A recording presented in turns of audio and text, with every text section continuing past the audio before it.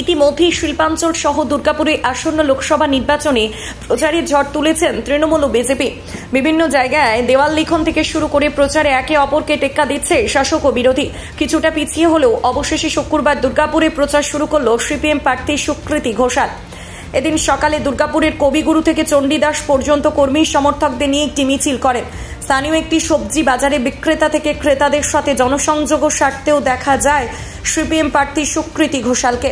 তার বিপরীতে তৃণমূলের প্রার্থী কীর্তি আজাদ, অন্যদিকে বিজেপি প্রার্থী দিলীপ ঘোষের ব্যক্তিগত আক্রমণ ও কুরুচিকর মন্তব্য মানুষ মেনে নেবে না, তাই উন্নয়নকে হাতিয়ার করে মানুষের কাছে পৌঁছাবে বলে দাবি প্রার্থী সুকৃতি ঘোষালের। আমাদের বামপন্থীদের যেভাবে প্রচার হয়, মানুষের সঙ্গে মানুষকে নিয়ে পথে হাঁটা, মানুষের সঙ্গে যোগাযোগ করা এবং দুর্গাপুর শিল্পাঞ্চলের মানুষের পাশে যে বামপন্থীরা রয়েছে সেই বার্তা মানুষের কাছে পৌঁছে দেওয়ার জন্য। কারণ এখানকার মানুষ, তাদের অনেক সমস্যা আছে। শিল্পের যে এখানকে টাউনশিপের যে শিল্প তালুকগুলোকে নষ্ট করে দেওয়া, তারপরে বেসরকারীকরণের অনেক যে প্রচেষ্টা, কিছু কলকারখানা বন্ধ হয়ে গেছে।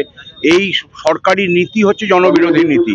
সেই নীতিকে যাতে পাল্টানো যায় তার জন্য সংগ্রাম করা, তার জন্য আন্দোলন করা, তার জন্য পার্লামেন্ট আইনসভাতে বামপন্থীদের যে বিকল্প কর্মসূচি সেটা রূপায়ণের জন্য আন্তরিকভাবে সরব হওয়া, এই বার্তাকে নিয়ে, এই উদ্দেশ্য নিয়ে আজকে এখানে পথ হাঁটা মানুষের সঙ্গে।